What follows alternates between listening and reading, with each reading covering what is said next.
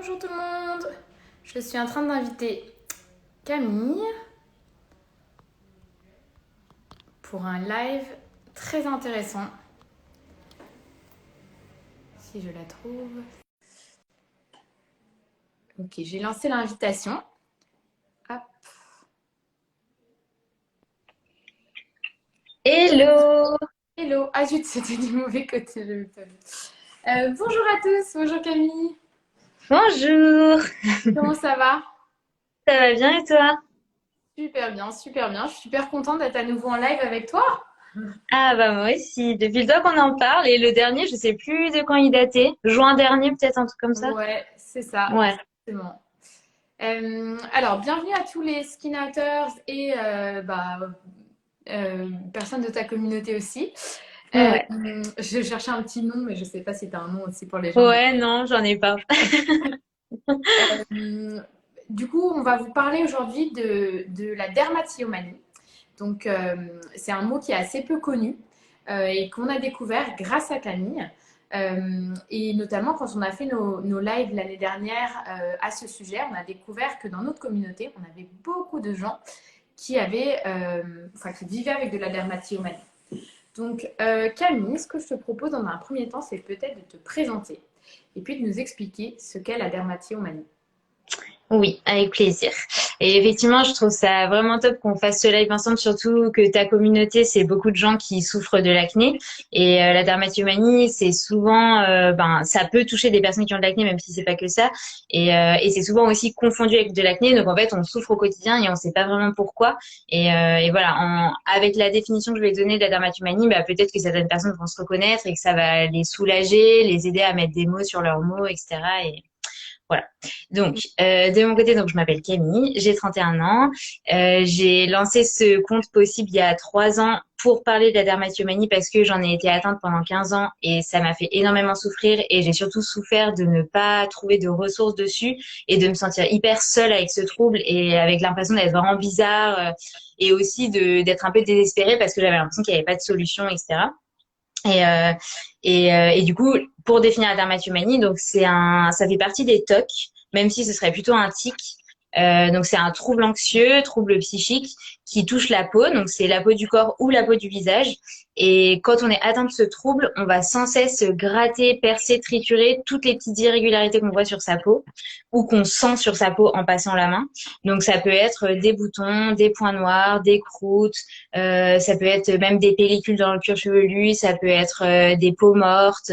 Enfin voilà, tout ce qui dépasse et on va ressentir du plaisir et on va se sentir apaisé en enlevant ces petites irrégularités parce qu'on aura la sensation sur le coup de lisser sa peau entre guillemets.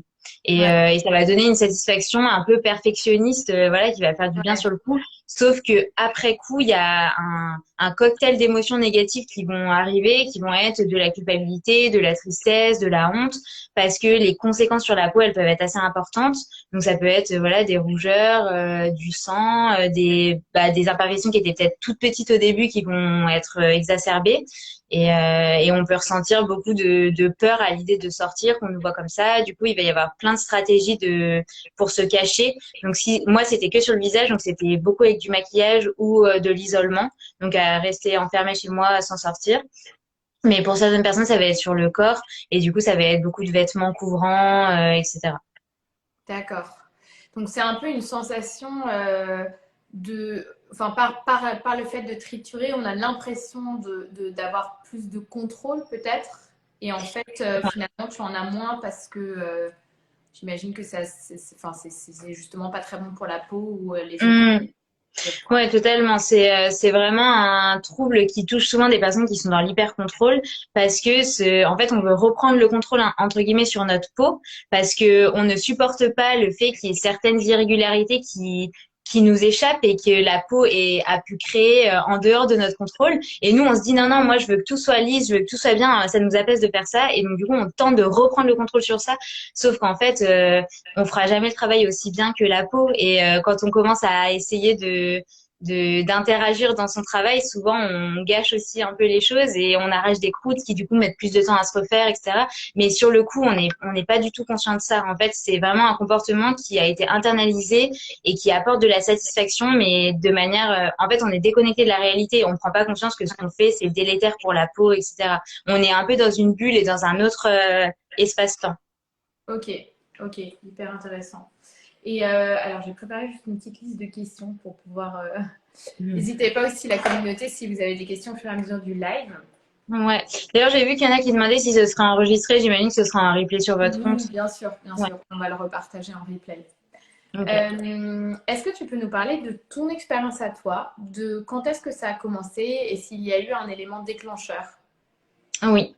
Alors moi, ça, du plus loin que je me souvienne, déjà j'ai toujours été quelqu'un d'assez perfectionniste et de d'assez attaché à mon apparence. Enfin, j'ai toujours été coquette, etc. Et quand j'ai commencé à avoir de l'acné, c'était vers 11-12 ans. Ça a été assez difficile pour moi. Donc tout de suite, j'ai beaucoup focalisé là-dessus. Et en même temps, j'ai pris conscience du fait que triturer ces imperfections et essayer de les lisser, ça me faisait du bien en fait. Ça me mettait vraiment dans une bulle. C'était un peu ma petite parenthèse. Dès que je rentrais du collège, j'allais dans la salle de bain, je regardais et ça me permettait de déconnecter entre guillemets. Et je me rendais pas compte que j'étais vraiment en train de mettre en place un rituel et que ce rituel, je l'ai répété tous les jours. Enfin voilà, en rentrant du collège puis du lycée, etc. Et après, c'est devenu obsessionnel et vraiment, je me suis rendu compte que je pensais de plus en plus à ma peau tout le temps que je pensais aussi, enfin, je regardais tout le temps la peau des autres, que j'avais toujours peur que les autres jugent ma peau, et que voilà, c'était en train de créer vraiment un monde dans ma tête. Et surtout, j'avais en horreur ces imperfections. J'avais toujours peur qu'un nouveau bouton arrive. Dès qu'il arrivait, je me ruais dessus en me disant, faut absolument que je supprime ça. Enfin voilà, ça prenait des proportions énormes. Et surtout, bah, les conséquences des crises, c'était que j'y passais de plus en plus de temps, que ça me faisait annuler des moments, des sorties, des rendez-vous importants, etc.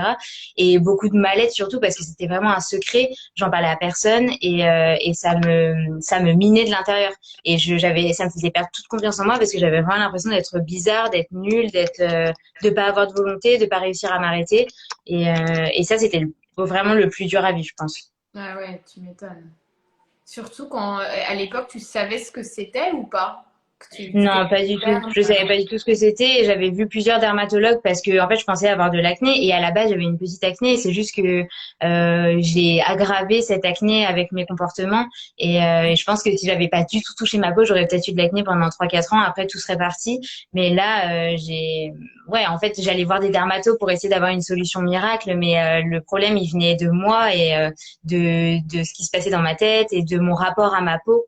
Mais j'aurais jamais pensé que c'était un trouble ou que ça pouvait avoir un nom ou qu'il pouvait y avoir d'autres personnes qui faisaient ça. Moi, je me disais juste, j'ai un mauvais rapport à ma peau et un jour, je vais réussir à m'arrêter de la toucher, je vais la laisser tranquille, etc. Mais c'était beaucoup plus profond que ça. Ok, ok, c'est hyper intéressant. Parce que oui, que je précise, en fait, quand on perd ses boutons, souvent, déjà, on n'a pas les mains forcément propres.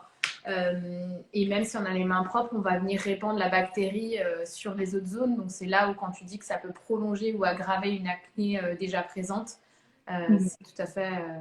Enfin, ça explique le phénomène. Ouais. Est-ce que quand tu as rencontré justement ces médecins, ces dermatos, etc., ils étaient déjà sensibilisés au sujet de la dermatillomanie? Non, bah en tout cas tous les premiers dermatologues que j'ai vus en consultation, ils connaissaient, enfin personne ne m'en a jamais parlé, alors que je disais quand même régulièrement, voilà, enfin ils voyaient en fait à chaque fois ils me disaient, faut vraiment arrêter de toucher votre peau parce que vous avez des croûtes, vous avez des marques, vous allez vous faire des cicatrices, etc. Ça c'était vraiment le truc qui revenait à chaque fois, et à chaque fois je me disais bah oui ils ont raison, mais au fond de moi je savais que je m'étais déjà dit ça plein de fois et que j'arrivais pas à arrêter quoi. Ouais, Donc bon, ça, c'était dur parce que personne ne m'a jamais dit, en fait, c'est peut-être pas la peau le problème, c'est peut-être vraiment ton comportement. Et en fait, peut-être que c'est un psy, par exemple, qui serait plus adapté plutôt qu'un dermatologue. Personne ne m'avait jamais parlé de ça. Et c'est moi, avec mes propres recherches, qui ai trouvé ce mot et qui ai trouvé, voilà, d'autres personnes qui étaient atteintes. Mais sinon, non, j'avais aucun spécialiste qui m'en a parlé. Et via le compte possible, donc sur lequel il y a beaucoup de personnes qui sont atteintes, il y a souvent ce retour qui revient, c'est que les dermatologues souvent ne connaissent pas et c'est un vrai problème pour ouais, poser un diagnostic ou avancer. tu m'étonnes. Et ça a dû être un soulagement justement quand tu as découvert ce que c'était en fait. de pouvoir poser un mot dessus, comprendre, se rendre compte que tu es passé à la vie ça. Ouais, complètement. Ah oui, ça a été, je me souviens, c'était via Facebook. En fait, j'avais trouvé des groupes de soutien en anglais, donc avec le terme skin picking. Et là, en fait, c'était des groupes qui rassemblaient des milliers de personnes où les gens partageaient leur histoire, des photos, Ouais. etc. Et ils s'entraidaient entre eux. Et ça a été vraiment énorme parce que je me suis beaucoup reconnue dans leur partage et je me suis dit, ah ouais, en fait, ils sont comme moi, quoi. Et je suis pas quelqu'un d'anormal. Ouais. Ouais, ça a été vraiment, et c'était aussi l'espoir, enfin, même si sur ces groupes-là, il n'y avait pas vraiment de solution qui transparaissait, les gens, ils racontaient plus leur mal-être. Donc bon, c'était bien pour m'identifier, mais c'est vrai qu'il me manquait aussi ce truc de, mais du coup, comment faire? Et donc ça, j'ai plus dû travailler par moi-même en me renseignant, en comprenant qu'en fait, il fallait que je travaille sur ma tête, enfin, sur pourquoi j'avais besoin de me réfugier là-dedans, quelle était la source de ça, pourquoi j'avais de l'anxiété, et voilà, essayer de travailler progressivement sur tous ces trucs-là. Ok. Et ça, justement, qu'est-ce qui a été le plus marquant? Enfin, qu'est-ce qui a été ton premier pas vers la guérison? Bah, je pense qu'il y en a plein, mais je pense que le plus important, c'est déjà de dire qu'en fait, il n'y a pas de déclic. Parce que ça, je pense que c'est un truc qui m'a freinée dans ma guérison, c'est que pendant longtemps, j'ai cru qu'il y aurait un déclic. Et par Ouais. exemple, après chaque grosse crise ou à chaque grand changement de vie, par exemple, je me disais, bah, dès que j'aurai un nouveau copain, dès que je vais déménager dans telle ville, dès que j'aurai mon premier job, enfin voilà, à chaque fois, je me mettais comme ça des dates butoirs en me disant, ça, ce sera le moment où les choses vont enfin changer pour moi et où tout va se résoudre, etc. Mais en fait, je remettais un peu ma guérison au destin. Enfin, je me disais un peu, bon, bah voilà, il y a un jour où comme ça, ça va s'arrêter. Et ça, je pense que pendant longtemps, ça m'a empêché de guérir parce que, en fait, ça m'empêchait d'être vraiment dans l'action. En fait, j'attendais finalement que les choses, elles arrivent par elles-mêmes et c'était un peu une excuse que je me donnais aussi parce que c'est vrai que c'est pas facile de se dire, bah non, la guérison, elle dépend que de moi. Et ça va être Ouais. à moi de changer des choses et de me confronter à des trucs qui me font peur et des actions que j'ai pas envie de faire parce que bah, ça me met dans l'inconfort et voilà. Mais il y a un moment où après, enfin, au bout de plusieurs années où je me suis rendu compte que ça revenait sans cesse, que après chaque crise, je me disais, OK, c'est la dernière.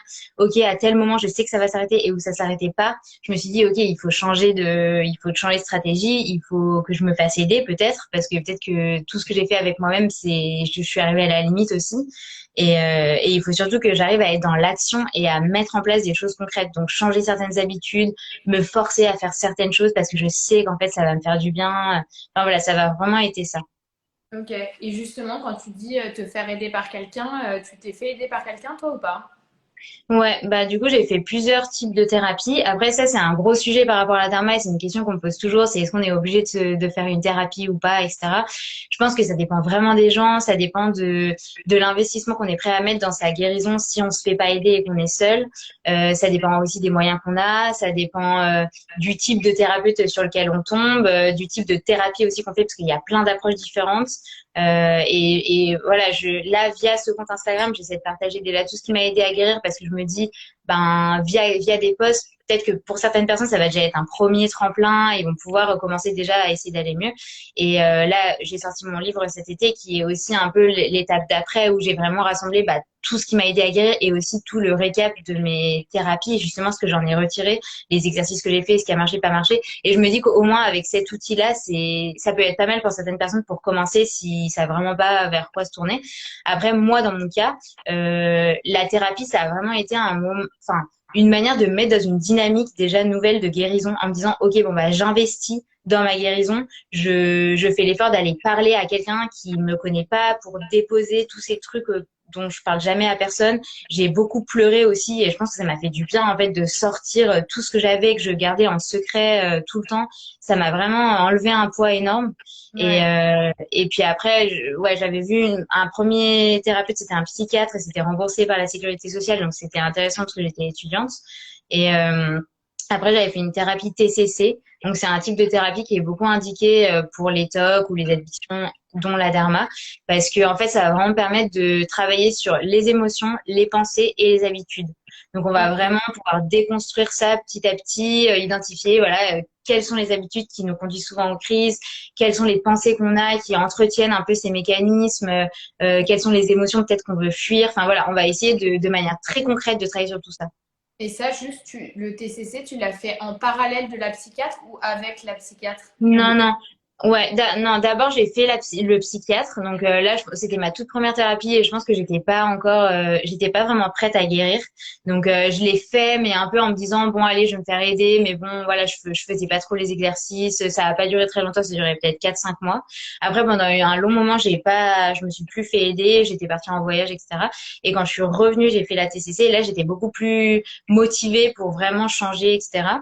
Et ça m'a vraiment beaucoup aidé. Et puis après, j'ai eu une période aussi sans psy, mais j'ai fait d'autres rendez-vous. Donc, par exemple, j'ai fait de l'hypnose. J'ai testé des approches un peu plus alternatives, type psycho-énergéticien. Enfin, voilà, des choses comme ça, qui m'ont chacune aidé à leur échelle. Et après, j'ai fait une autre thérapie qui était une psychothérapie plus profonde, où je suis vraiment allée plus travailler sur qui je suis, pourquoi j'ai développé du perfectionnisme comme ça, quel est mon rapport au regard des autres, etc. Mais après, enfin, tout le monde ne doit pas forcément passer par ce parcours-là. Ouais, Je je suis pense que d'accord. déjà, voilà, enfin, moi, j'ai eu besoin de ça et c'était pas non plus des thérapies qui étaient très longues. Et puis c'est aussi parce que, par exemple, en TCC, on peut aussi faire ce travail sur soi. C'est juste qu'il y a certains thérapeutes qui le font pas, qui ont une approche qui est très sur les pensées, les habitudes, etc. Et ils vont pas aller voir vraiment le reste. Le travail plus profond. Donc, du coup, moi, j'ai eu besoin de faire ça avec une autre thérapeute après. Mais voilà, ça dépend vraiment de chacun. Mais déjà, enfin, si on en ressent le besoin, Le se fais faire avec aider, qui? c'est déjà un truc énorme, quoi. Ouais. Le TCC, tu fais avec qui du coup? C'est des thérapeutes qui sont formés en TCC. Je crois qu'il doit exister un listing. Je pense qu'il y a un site internet qui référence des thérapeutes qui sont donc des psychothérapeutes qui sont formés à ça.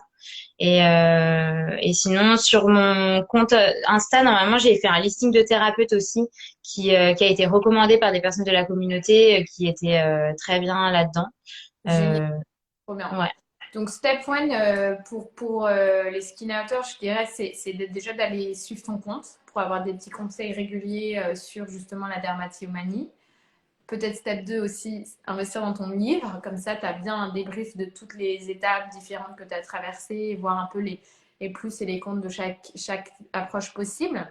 Parce que là, tu as cité pas mal de thérapies différentes. Je pense que chaque personne doit trouver un peu la thérapie qui lui Ouais, convient le mieux en fonction du budget, de l'approche, etc. ouais, complètement. Euh, Est-ce que tu as d'autres petits conseils, par exemple, qu'on peut appliquer chez soi? Là, ce soir, par exemple, si quelqu'un a une crise de dermatillomanie, n'a pas encore ces ressources-là parce que voilà, elle vient de tomber sur notre live, elle ne savait pas forcément tout ça avant. Quels sont tes Ouais. Il y en a plusieurs, mais il y a quelque chose, moi, qui m'a pas mal aidé. C'est, en fait, après une crise, d'essayer de se poser et de réfléchir à ce qui s'est passé. Donc, de se dire, OK, enfin, moi, ce qui m'avait vraiment aidé dans mon parcours, c'est d'essayer de mieux me connaître, parce que je pense que dans tous les parcours de guérison, cette composante, elle est essentielle. Mais il y a aussi mieux connaître mon trouble. Donc vraiment comprendre quand que les crises sont les plus fréquentes. Est-ce qu'il y a un moment particulier? Est-ce qu'il y a un lieu particulier? Est-ce qu'il y a des pensées qui arrivent toujours avant, par exemple? Enfin voilà. Et donc essayer, après chaque crise, déjà, de prendre un peu de temps pour réfléchir, se dire, OK, ben, qu'est-ce qui s'est passé aujourd'hui? Est-ce qu'il y a quelque chose qui me stressait? Est-ce que j'ai eu besoin de décompresser de quelque chose et est-ce que j'avais une pensée qui tournait en boucle toute la journée et en fait cette crise bah ça m'a fait du bien, ça m'a permis de relâcher ça. En général, il y a souvent ça. Enfin, par exemple, moi je sais que mes situations à risque c'était souvent le soir, c'était quasiment tout le temps le soir quand je rentrais chez moi. Souvent après une journée stressante ou avant un moment stressant qui allait arriver le lendemain.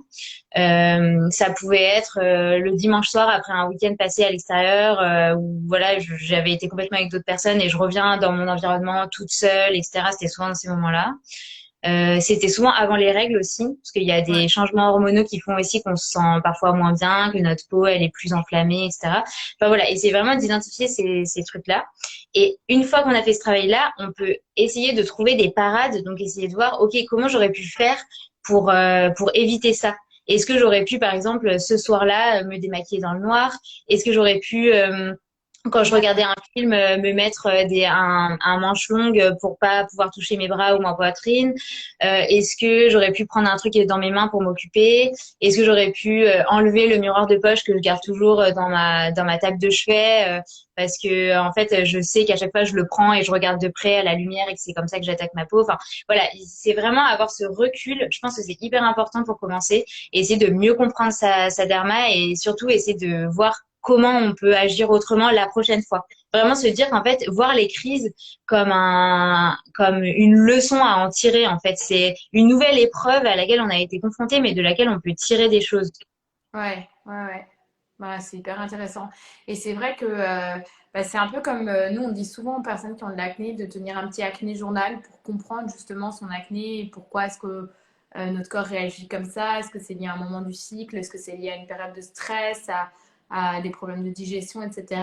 Et à partir du moment où tu te poses et tu commences à justement un peu réfléchir à tout ça, et essayer de comprendre les mécanismes derrière, je trouve que ça te permet aussi de reprendre pouvoir en fait Ouais, complètement. sur l'événement. Et puis après, il y a deux choses, je trouve, qui rassurent vraiment pour les personnes qui sont atteintes de ça, et par exemple qui viennent de faire une crise, c'est de se rappeler de un, que la peau se guérit toujours et que sur le coup, on est toujours désespéré, on se dit mais c'est pas possible, qu'est-ce que j'ai fait? Enfin voilà, c'est vraiment des phrases qui sont hyper dures et des ressentis qui sont un peu horribles à vivre.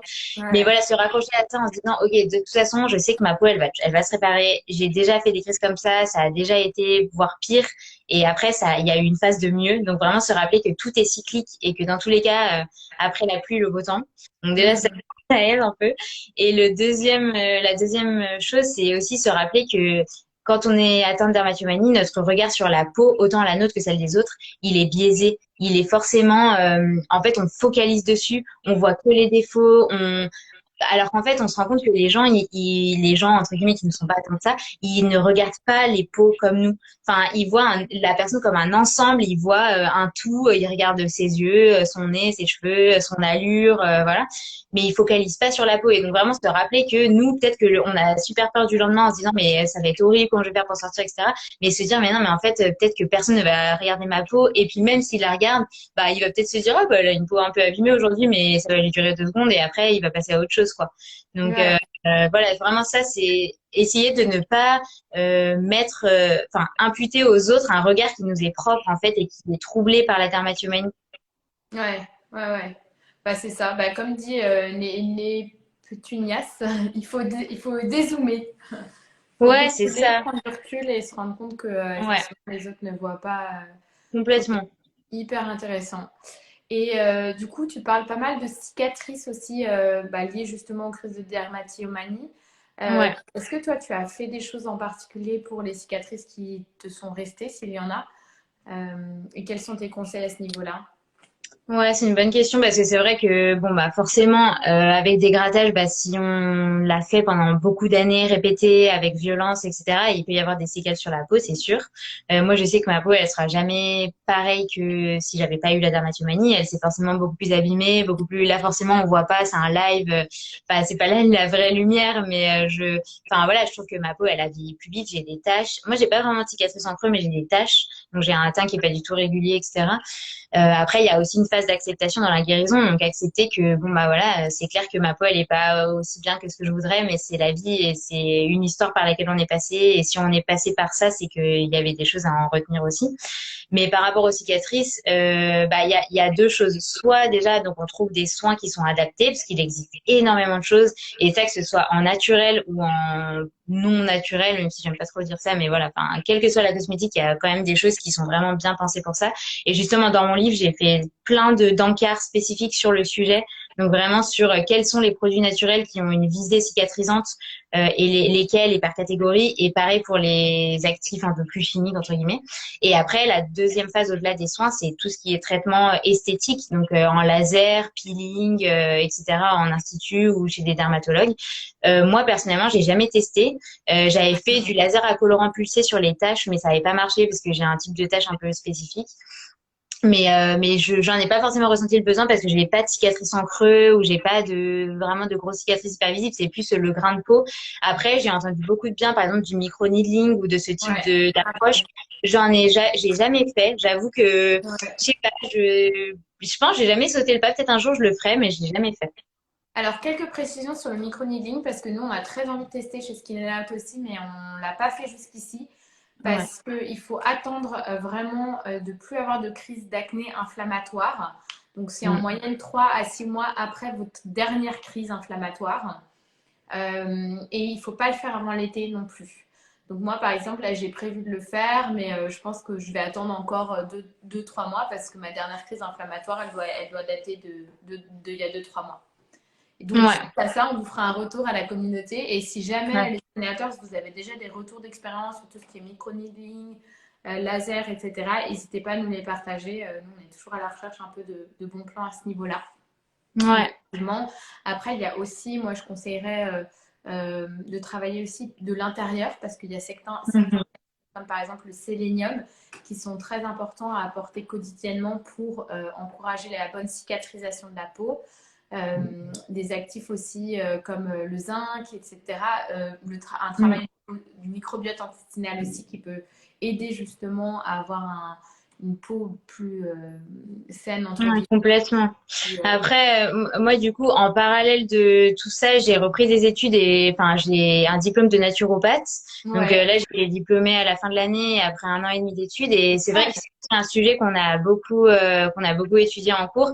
Et typiquement, bah, juste voilà, pour rebondir à ce que tu dis et donner deux, trois astuces, ce qu'il faut comprendre, c'est que pour bien cicatriser, la chose la plus importante, c'est de manger suffisamment de protéines, parce que les protéines, c'est vraiment les briques de construction de nos cellules, etc., dont les cellules cutanées. Et, euh, et c'est vrai en fait, quand on fait un récap des protéines qu'on mange, souvent on n'en mange pas assez. Surtout avec tout ce qu'on entend sur l'écologie, etc. Il y a beaucoup de gens qui réduisent leur consommation de viande et qui ne remplacent pas forcément par d'autres sources de protéines. Donc ça peut être d'autres protéines animales, donc de poissons, des œufs ou autres, ou des protéines végétales. Donc ça, il y en a plein de sources, que ce soit les oléagineux, le soja, tofu. Enfin voilà, il y a Les énormément de lentilles, pois chiches, les légumineuses, etc. Il y en a plein et en fait souvent les gens ne consomment pas assez de protéines et il faut savoir que normalement il faut à peu près 1 gramme de protéines par poids de corps. Donc si on fait 60 kilos, il faut un peu moins de 60 grammes et par exemple un œuf ça apporte 6 grammes de protéines. Donc en fait on se rend pas compte que en fait souvent on en consomme vraiment pas assez et il y a pas mal de petites choses qui peuvent nous aider à en consommer plus en ajoutant certaines poudres ou certains super aliments dans son quotidien. Et ouais. au-delà de l'alimentation, l'un des plus gros facteurs de cicatrisation, c'est le sommeil. Parce qu'en fait, c'est pendant le sommeil que énormément de choses se passent au niveau de la peau, que certaines hormones sont sécrétées, etc. Et, euh, et voilà, ça peut paraître basique, mais en fait, on peut investir dans tous les produits qu'on veut en termes de soins. Si on a une qualité de sommeil qui est complètement pourrie, qu'on a un sommeil qui est haché ou qu'on dort pas assez, la peau, enfin, ça va se ressentir tout de suite, quoi. Donc, Et, voilà. et en plus, ce qui est super intéressant avec tout ce qu'on dit là, c'est qu'en travaillant tous ces axes-là, vous allez aussi travailler sur votre équilibre mental et donc sur le fait de mieux gérer le stress, de peut-être du coup avoir moins de crises aussi de dermatillomanie, j'imagine. Euh, Complètement. Ouais. donc ça Bah, participe. surtout que souvent c'est un cercle vicieux parce que en fait les crises enfin beaucoup de personnes les font le soir et souvent ça impacte énormément la qualité du sommeil et le temps de sommeil. Enfin, je sais que moi je pouvais faire des crises qui duraient jusqu'à 3 4 heures et donc forcément je me couchais hyper tard et là aujourd'hui je suis à mon compte mais quand j'avais encore un travail salarié bah c'était hyper compliqué parce que je dormais 4 heures dans la nuit, le lendemain j'étais défigurée de ma crise de la veille, en plus j'avais pas dormi. Enfin c'est un cercle vicieux en fait qui s'alimente et c'est hyper difficile à vivre, quoi. Ah ouais, ouais, tu m'étonnes. Super compliqué, ouais. Mm. Bah écoute, je suis hyper admirative que tu aies réussi si bien à t'en sortir, à pouvoir t'exprimer sur le sujet aussi clairement et voilà, et tout ça avec beaucoup de bienveillance et de naturalité en plus. Donc, Bah, merci. Après, je pense que c'est hyper important de dire aussi que aujourd'hui, je reste hyper vigilante parce que en fait, c'est une guérison qui est entre guillemets sous caution. Enfin, je sais que en fait, aujourd'hui, je connais ma derma et je sais ce qu'il faut que je fasse et ce qu'il ne faut pas que je fasse pour la canaliser. Et donc ça, c'est hyper important de se dire, voilà, aujourd'hui, j'ai pas mis la derma à la poubelle et je me dis pas, bah, ouais, c'était complètement une autre partie de ma vie, etc.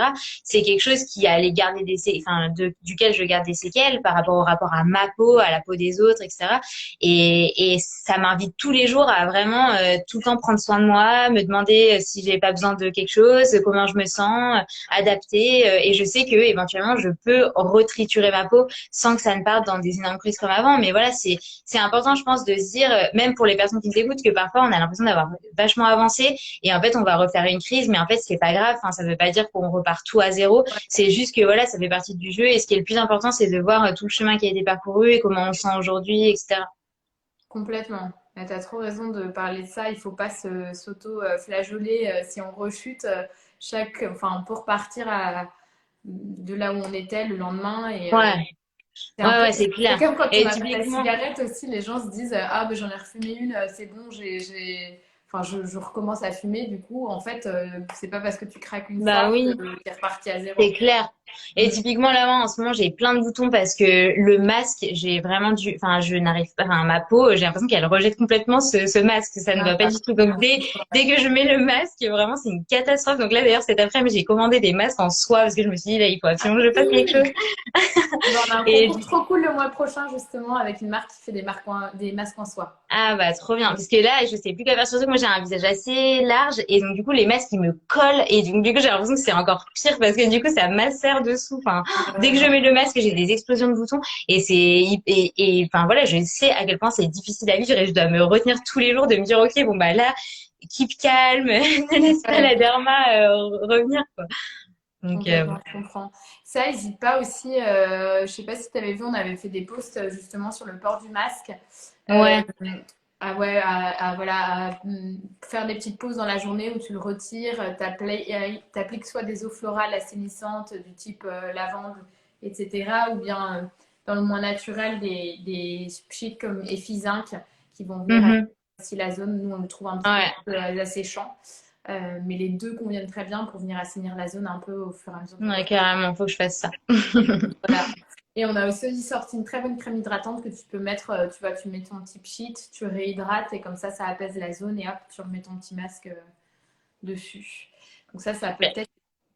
Alors, je finis avec deux autres questions. N'hésitez pas à la Ouais. communiquer si vous avez des questions aussi. Sur le micro-needling, là, on vient d'en avoir une. On en a parlé un petit peu plus tôt. Aucune de nous deux a testé, donc on n'a pas de réponse à te donner tout de suite, mais l'équipe sur Ouais. place va bientôt tester. Voilà. J'allais dire, est-ce que justement ça se soigne entre guillemets? Mais tu as Ah bien bah oui. répondu, mais Ah, ça, c'est sûr que ça se soigne. Je pense qu'il peut enfin, il y a vraiment enfin, en tout cas, moi, je me sens plus du tout sous l'emprise de la derma et je considère que je suis guérie de la derma. Donc, enfin, voilà, j'espère pouvoir inspirer par ce témoignage et dire à des personnes que c'est complètement possible d'aller mieux. Après, je pense qu'il faut, ça demande du travail, c'est sûr et certain. Et c'est un travail qui est vraiment pas facile parce que ça amène ouais, de se mettre dans des situations d'inconfort, donc de faire des choses qu'on n'a pas forcément envie de faire, comme par exemple, enfin moi je sais que j'avais dû faire pas mal d'exercices dans mes différentes thérapies que j'ai détaillées dans le livre d'ailleurs, où par exemple, pour en citer un, je devais être devant le miroir et regarder une imperfection et vraiment la fixer et ne rien faire et laisser en fait monter cette tension de tout de suite avec toutes ces pensées, oh là là je peux pas laisser ça, c'est horrible, demain ça va être encore pire, il va grossir, ça va être dégoûtant pour les autres, enfin voilà, toutes ces pensées qui ouais, viennent et, euh, et aussi cette tension physique qui est aussi liée à la derma qui fait que limite je ressentais des sortes de bouffées de chaleur. Enfin, je me disais, mais là, je peux pas laisser ça, quoi. C'est pas possible. C'était vraiment un exercice horrible. Et en fait, on est obligé bah, petit à petit de faire ce type de truc pour se départir de ça parce qu'en fait, c'est vraiment quelque chose qui nous domine et c'est surtout enfin, c'est des habitudes qu'on a répétées et qui du coup font partie de nous. Et on est obligé de mettre en place de nouveaux exercices qu'on va répéter, répéter, répéter pour changer nos rituels, pour changer nos façons de faire, de penser. Enfin voilà, typiquement, j'avais aussi d'autres choses. Dès que je rentrais chez moi, j'allais direct toujours dans la salle de bain pour, je sais pas, ça me rassurait. Je me disais, ah bah, je vais vérifier un peu comment est ma peau. Je me disais, il faut que je vois comment les gens m'ont vu aujourd'hui. Enfin, c'est un peu bizarre de dire ça, mais voilà, j'avais besoin de me rassurer sur qu'est-ce qu'ils ont vu sur mon visage. Et en fait, ça, typiquement, c'était un comportement à risque énorme parce que, en fait, je rentrais et je pensais y passer 2 minutes et en fait, souvent, c'était la porte ouverte vers une crise.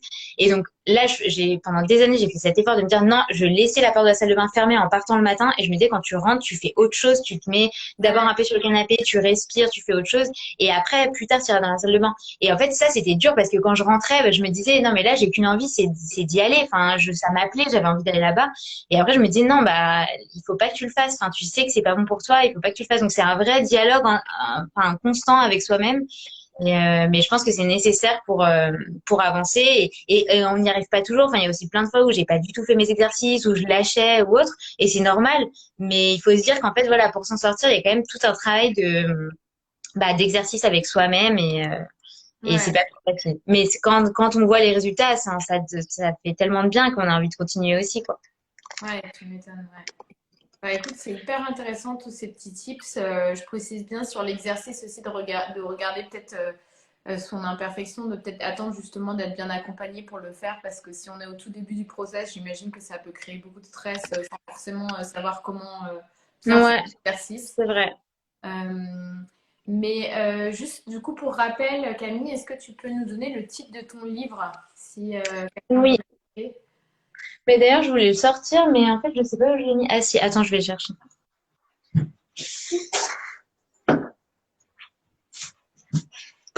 Donc, c'est celui-là. Et donc, c'est mon histoire avec la dermatomanie. S'en sortir, c'est possible. Et voilà, il est disponible sur mon site possible.fr. Et il peut être commandé dans le monde entier. Les commandes, elles partent vraiment tous les jours, partout. Enfin, là, la semaine dernière, j'ai une commande en Australie, j'ai une commande à Bali. C'est trop cool. Génial. Euh, ouais. Trop, trop bien. Bah écoute, merci beaucoup Camille. Moi, j'ai pas de questions en plus. Si tu veux faire peut-être un petit mot de la fin pour la communauté. Et après, on se dira au revoir. Ouais.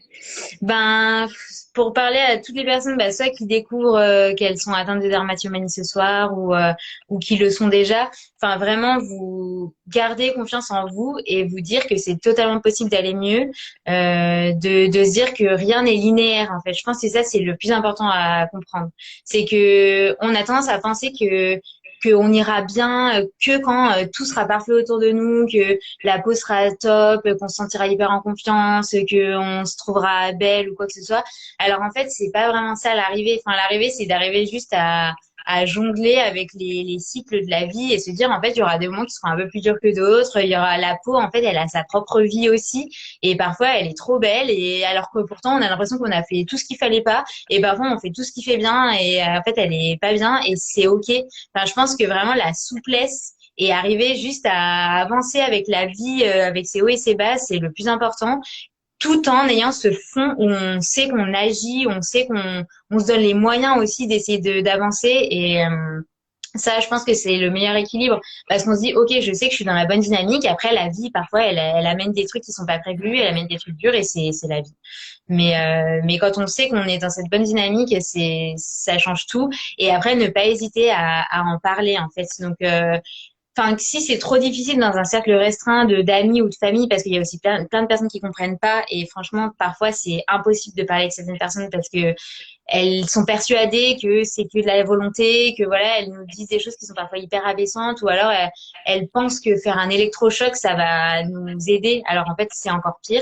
Donc voilà, si dans le cercle restreint, c'est pas possible d'en parler, bah, ne pas hésiter à aller voir justement bah, dans cette communauté-là sur Instagram, sur Possible, ou sinon il y a un groupe sur Discord qui a été créé. Donc le lien est dans ma bio sur mon compte Insta. Donc Discord, c'est une plateforme, c'est gratuit, c'est hyper facile de s'inscrire et ça fonctionne comme un réseau social. Enfin, il y a plein de personnes qui connaissent pas, mais c'est vraiment super. Et là, sur le groupe Discord, il y a des centaines de personnes et c'est structuré en channel. Donc il y a par exemple les petites victoires, les recommandations de thérapeutes, les conseils sur la peau. Et la communauté est hyper bienveillante. Il y a même des chats qui sont organisés, des vocaux certains soirs pour parler à plusieurs, etc. Donc voilà, n'hésitez pas à les rejoindre. Super intéressant. Bah écoute, c'est trop cool en tout cas que tu partages autant de ressources à la communauté. Je pense que ça va être un vrai coup de main pour tout le monde. Ah bah merci. Et là, justement, depuis la semaine dernière, j'ai un nouveau projet en cours sur lequel j'ai commencé à travailler pour aller plus loin que le livre et apporter encore une aide supplémentaire. Donc j'ai trop Ah, hâte de dévoiler tout ça. Je sais pas du tout combien de temps ça va me prendre parce que là, ça fait quelques jours que du coup j'y pense et que j'y passe plusieurs heures par jour, mais voilà, je révélerai ça progressivement. génial. Et tu fais ça en parallèle de ton boulot, toi, ou tu t'es à temps plein maintenant là-dessus? Non, du coup, moi, je suis à mon compte et Ouais, donc à côté, je fais des missions de freelance dans la com et dans la rédaction. ok. Là, j'ai lancé mon activité de enfin naturopathe fin Oui. novembre, mais pour l'instant, je sais pas encore trop quelle forme elle va prendre. Je fais quelques consultations individuelles, mais j'aimerais proposer un autre format. Donc, je sais pas encore trop. J'y réfléchis en ce moment, soit sous forme d'atelier ou de conférence, ou parce que je trouve que et ce qu'on a appris en études de naturopathie, c'est tellement intéressant et c'est tellement des connaissances que tout le monde devrait avoir que j'aimerais bien contribuer à diffuser ça à plus grande échelle que juste dans des consultations individuelles. Et puis après, oui, il y a quand même la gestion du livre, des envois, du SAV et tout qui me prend pas mal de temps. Et il va être traduit en anglais aussi cette année. Donc ça fait pas mal de trucs à gérer. Génial. Bah, bravo. Bravo. Trop, trop cool. Bah, merci à tous d'avoir participé à ce live. Merci à toi, Camille. Et puis, je te dis à très bientôt. Et Merci. on repartagera ce live en replay. N'hésitez pas si vous avez des questions et allez suivre la page de Camille. Ouais, merci de m'avoir invité. Merci beaucoup. Avec plaisir. À très vite, Camille. Bonne soirée. Au revoir. Au revoir.